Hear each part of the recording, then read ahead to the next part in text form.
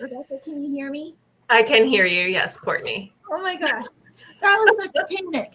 Hi, everyone. My name is Courtney Maley, and I'm the Community Business Launch Coordinator, and normally very on top of the tech, but we had a little wobble this morning. So thank you so much for joining me.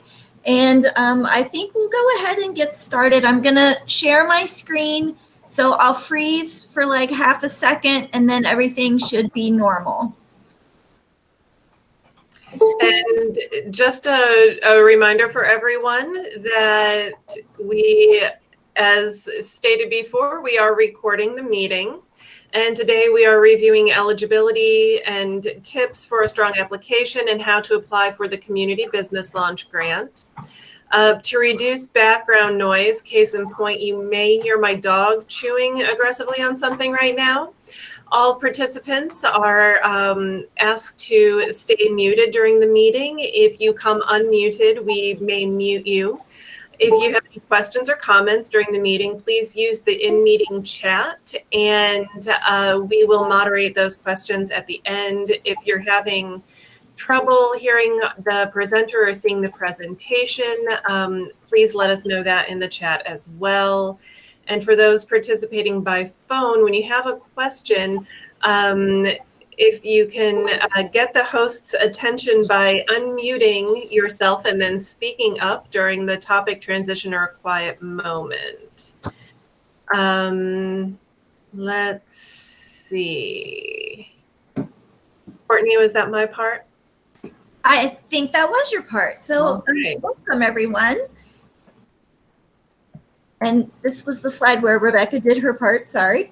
So as you know, DHCD is committed to creating safe, affordable, and prosperous communities to live, work, and do business in Virginia. And part of that remit includes supporting entrepreneurial development, particularly in places with greater economic development challenges. So the Community Business Launch Program is community-based and really is something we've been working on for about 6 years. So over time, we've learned what works. Community Business Launch is a place-based entrepreneurial development concept. So it really means that we're focused on a critical mass of vacant storefronts, preferably move-in ready.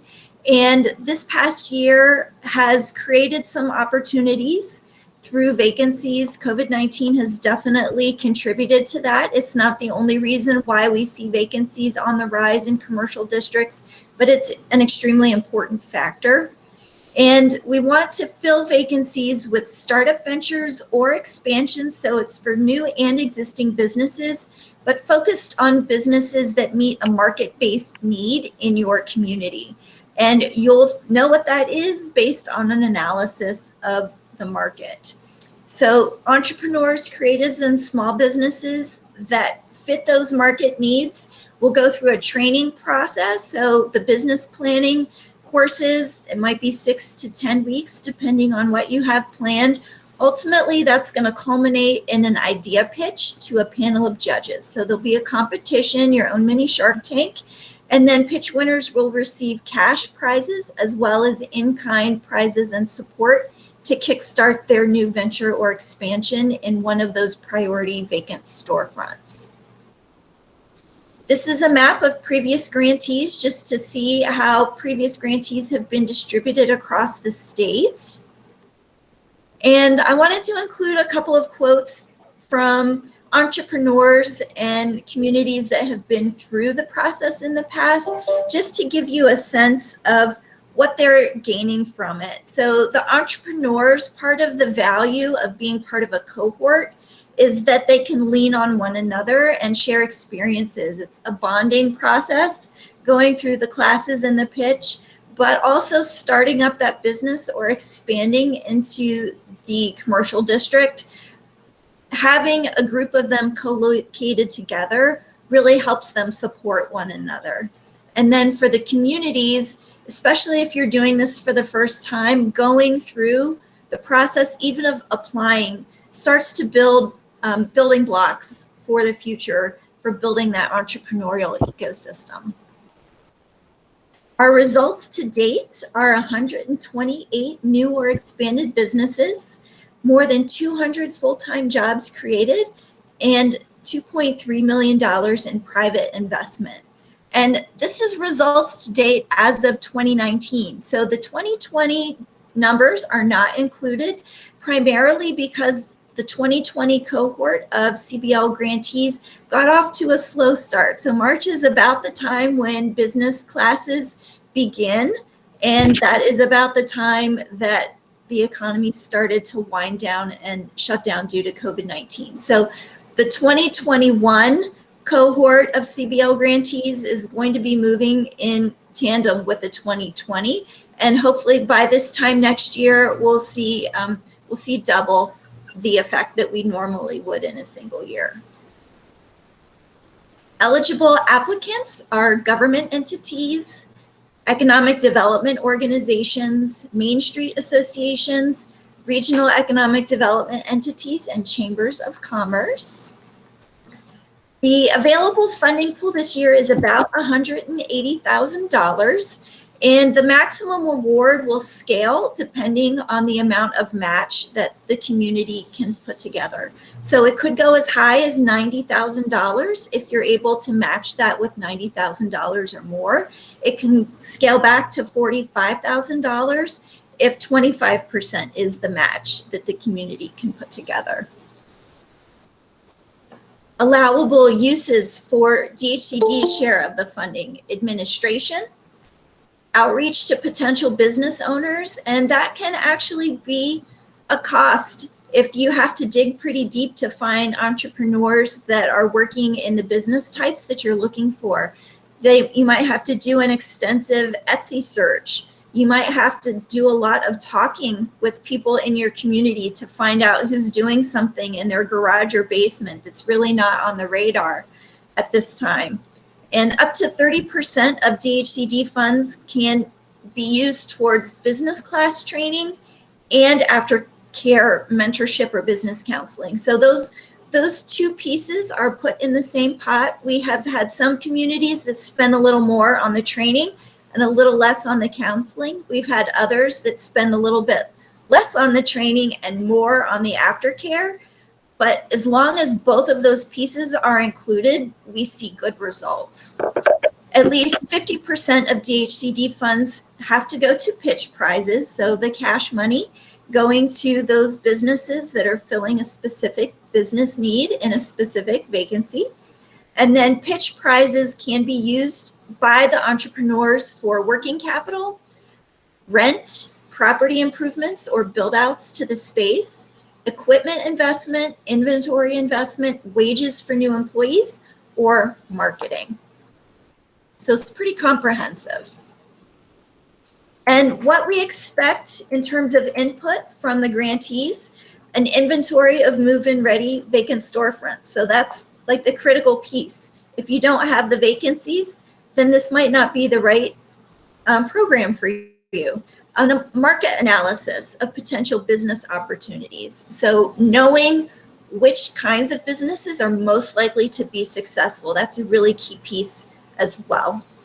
And then outreach to business owners ready to meet those opportunities, funneling them into a business planning training that includes description of the business, legal structure, marketing, operations, and financials. And even existing businesses will benefit from this. I would have to say financials in particular for those existing businesses are going to be really key. One of the reasons that we have found that existing businesses were not eligible for the Rebuild Virginia grant program, which was a really great grant program, is they didn't have the financial statements ready to go.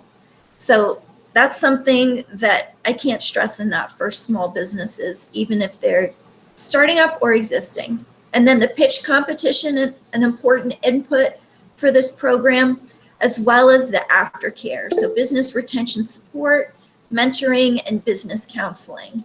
And it's really important that your business counseling partner takes that seriously and has time to devote to those entrepreneurs.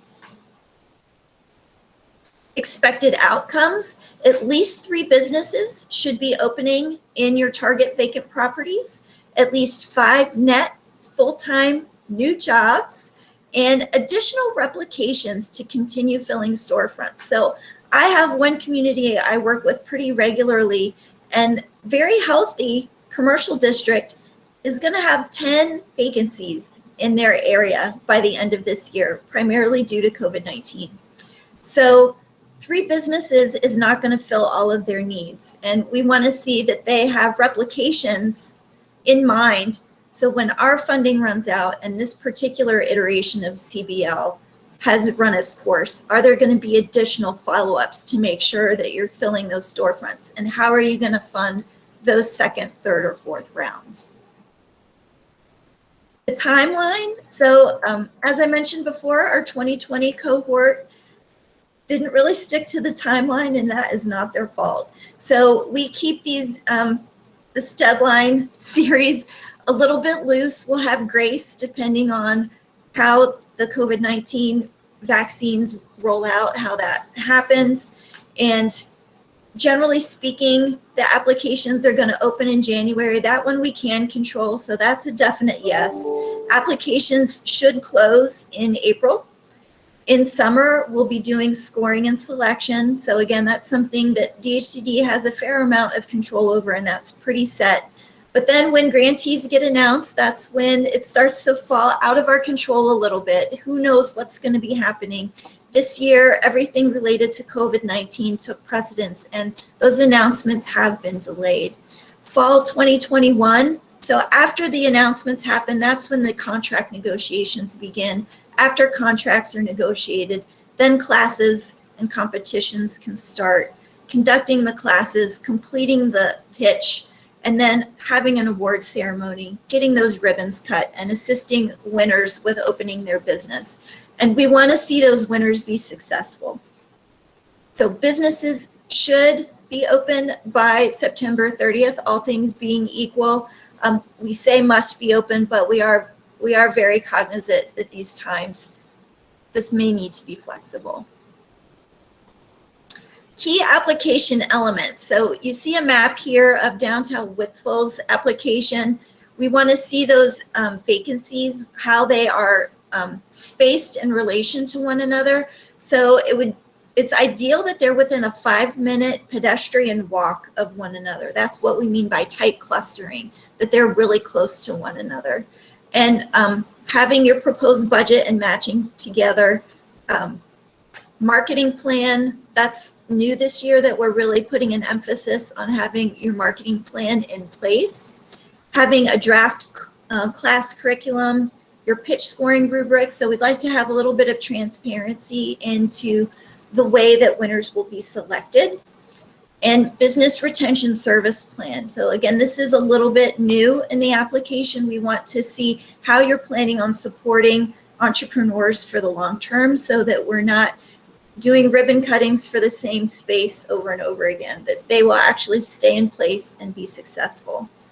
Your project timeline, how you plan to achieve that. Again, remembering that we will have grace depending on forces outside of your control. And then letters of support from all of the partners that will help make this happen.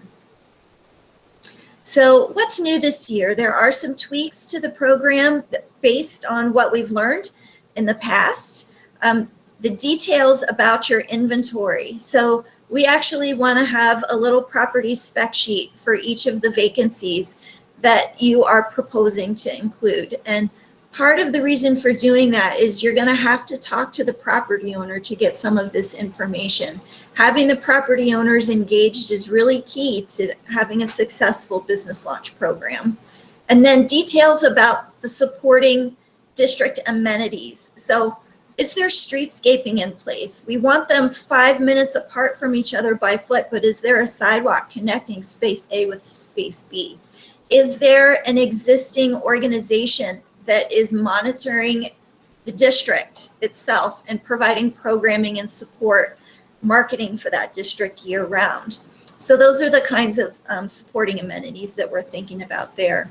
And then graduating the grant amount. So that's new. In the past, we kind of said it's this much money and it's this much matching. And this year, we're trying to create more latitude to accommodate different district sizes and community sizes. And then information about your market analysis and plan. So in the past, we asked how this fits into a regional plan. And this year, we really actually want to know what are the business opportunities that you're trying to match entrepreneurs with. And that's going to require some market analysis in advance. A pitch scoring rubric, so we want a little bit more transparency there. The business retention plan, which I talked about earlier. And another really important difference this year is that previous grantees can apply.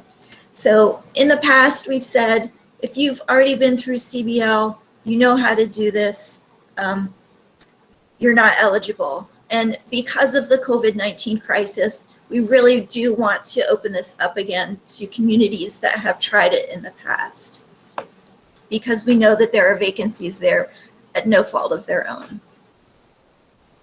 So how you go about applying, I think everyone on this call is pretty experienced with applying in CAMS, but if you're not, there's a link right here that you can go to. Your locality or organization must submit that. And if you are new to the CAMS process, please do not wait till the last minute. Please register this week, so a month in advance. We really suggest that you begin that work now, because the paperwork for getting the organization itself approved takes some time. Assigning staff roles for assistance as needed. So within your organization, know who is going to be in charge of the application process, and don't share your password. It is going to require either Internet Explorer or Chrome. And if Chrome is acting up on you, I know a lot of people aren't necessarily using Explorer, but it tends to work with Virginia state systems when Chrome doesn't. Save often. So this is not an auto-saving program. You have got to save your work. And if you want to create a Word document and then copy and paste, that's another way for you to have the information in two places, just in case you have a power outage or something out of your control and you didn't save your work. So I think this is where we take questions. Are there any questions out there?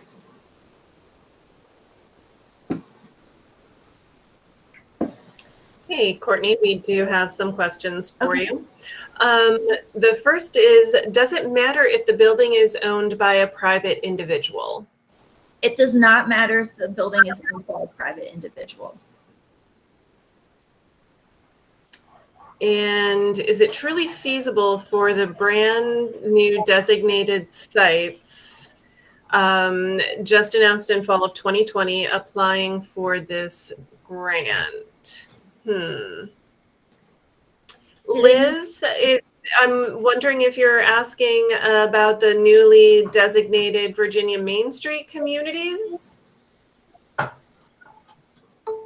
So we'll. Yes. Okay. Go ahead, Courtney. Is it feasible for newly designated Main Street communities to apply for this? I say yes. It really depends on your capacity as an organization, but some communities come on into Main Street with very high capacity and others less so. So I think that's something that you're going to have to ask yourselves, look through this presentation, talk about it with your economic vitality partners, and see if this is something that you can manage from beginning to end over the next, it's really an 18-month time frame. And I see there are some additional questions regarding whether or not, if their district was one of the first applicants, if they can apply again this year. And I think a lot of these questions are regarding Hopewell. So, yes. Okay. And I have a train coming, so I apologize. I might have some train noises. So, do you want me to follow up with Hopewell separately, Rebecca? Well, the question from a couple of people, looks like they're all involved with Hopewell, is asking if they have been through the program before, if they can come back through now. Yes. Yes. And there she is. Yes, Hopewell can apply again. Any other questions from anyone? This is your opportunity to not only ask our community business administrator some questions, but someone who also runs a successful business. Let me see. We are a newly designated community. This would mean that we would need to round up +3 groups of entrepreneurs to fill 3+ buildings with ready-to-go businesses by April. Just want to make sure that I understand. Can you read those questions now, Courtney? Yes, I was trying. I had to bounce out of the presentation to get the worst of the train noise out of the background. So a lot of our vacancies in downtown require significant amount of renovation to be move-in ready. Yes, that's okay, as long as your property owner is on board. So that's where the relationship with the property owner is really important, to make sure that they understand what is required. The move-in readiness is not necessarily something this grant will cover. So the property owner has to get it to the warm shell stage, and CBL money can be used to do build out thereafter, but not to actually renovate the building. And Courtney, can you see Jenny's question there as well regarding newly designated community? So that would mean they would need to round up. So you would have to round up more than 3 entrepreneurs. Oh, 3 groups of entrepreneurs. No, you just have to get the first cohort together to make the application, but have a process in mind for how you'll replicate the process after the first cohort completes. Does that answer your question, Jenny? Jenny, if that doesn't answer your question, we'll run through these next few questions really quickly. And then if you want to unmute yourself and we can have a little bit of a conversation. Yeah. So Courtney, then the next question is, can multiple entrepreneurs go into the same space, AKA a white elephant type building of approximately 5,000 square feet? So if you only want one building to be all of the vacancies, we might need to have a conversation about that, because part of the intention of the program is to have multiple vacant storefronts that are close to one another. And when they're filled, that starts to create a feeling of momentum within the district. So if you're only filling one space, even filling it thoroughly isn't going to have the same kind of momentum building that makes the program effective for the long term. And Jenny, yes, only one cohort is needed by April. So Petersburg is eligible as far as I know. So I guess the question is, are Main Street communities the only ones eligible? No, this is open to all manner of different commercial district types and community sizes.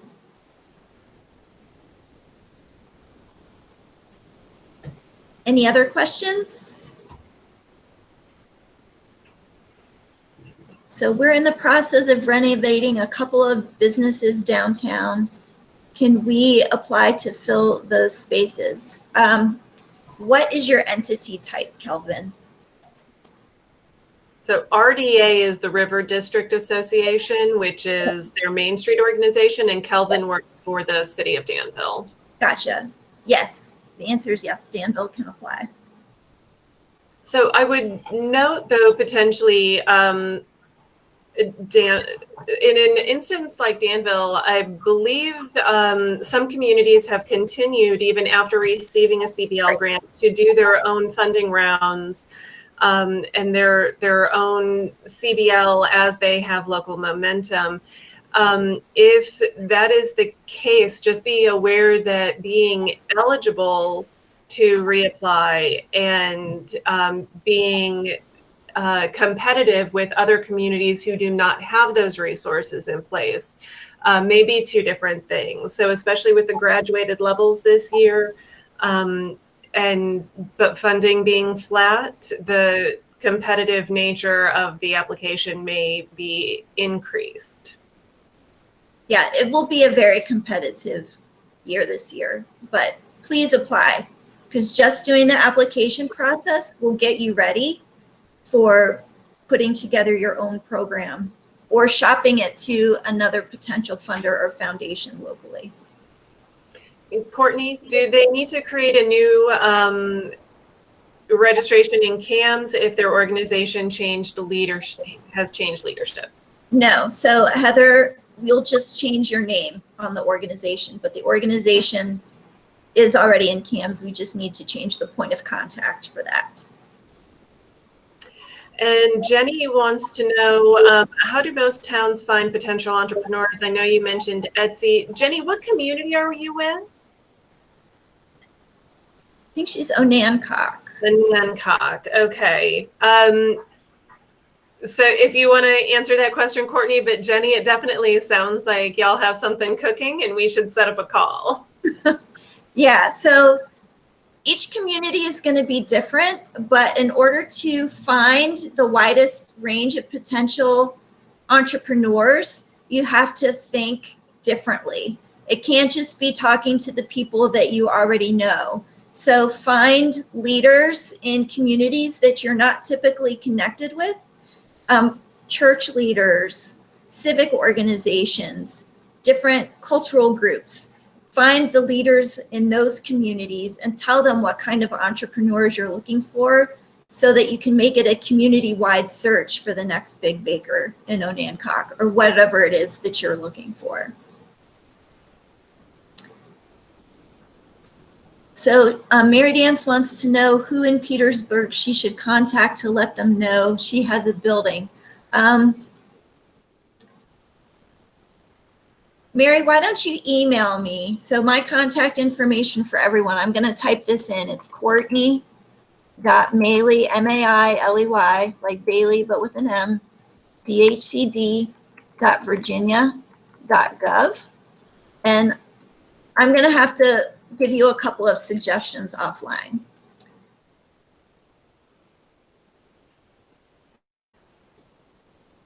Okay, any other questions? And if y'all can't see the chat or aren't following the chat right now, there are a few programs around the state that have continuing CBL activities. The River District Association in Danville, South Boston, Launch Gloucester. There are a number of our communities that have been doing this for a number of years. And if you are interested in connecting with any of those communities to see what they're doing, that is also something that Courtney can assist you with. Yes. Any other questions before we?